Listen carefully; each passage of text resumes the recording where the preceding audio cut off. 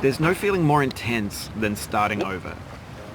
If you deleted your homework the day before it was due, as I have, or if you left your wallet at home and you have to go back after spending an hour in the commute. If you won some money at the casino and then put all your winnings on red but it came up black. If you got your best shirt dry cleaned before a wedding and then immediately dropped food on it. If you won an argument with a friend and then later discovered that they just returned to their original view. Starting over is harder than starting up. If you're not ready for that, like if you've already had a bad day, then what you're about to go through might be too much. Feel free to go away and come back. I'll be here. Alright, thanks for coming with me on this trip. I'll understand if you have to take a break at any point. Just find a safe place to stop and quit the game. Don't worry, I'll save your progress, always, even your mistakes.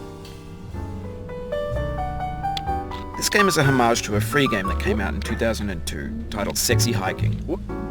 The author of that game was Jazuo, a mysterious Czech designer who was known at the time as the father of B games. And B games are rough assemblages of found objects. Designers slap them together very quickly and freely, and they're often too rough and unfriendly to gain much of a following. They're built more for the joy of building them than as polished products.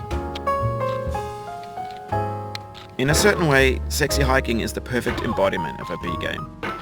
It's built almost entirely out of found and recycled parts, and it's one of the most unusual and unfriendly games of its time. In it, your task is simply to drag yourself up a mountain with a hammer. And that act of climbing, in the digital world or in real life, has certain essential properties that give the game its flavour. No amount of forward progress is guaranteed. Some cliffs are too sheer or too slippery. And the player is constantly, unremittingly in danger of falling and losing everything.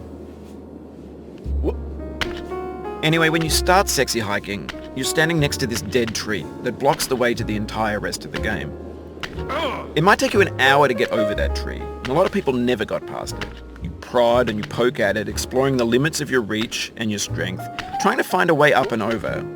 And there's a sense of truth in that lack of compromise.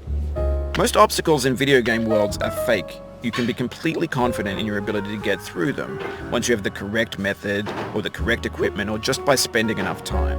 In that sense, every pixelated obstacle in Sexy Hiking is real. The obstacles in Sexy Hiking are unyielding, and that makes the game uniquely frustrating. But I'm not sure Jazuo intended to make a frustrating game. The frustration is just essential to the act of climbing, and it's authentic to the process of building a game about climbing. A funny thing happened to me as I was building this mountain. I'd have an idea for a new obstacle, and I'd build it, test it, and it would usually turn out to be unreasonably hard. But I couldn't bring myself to make it easy.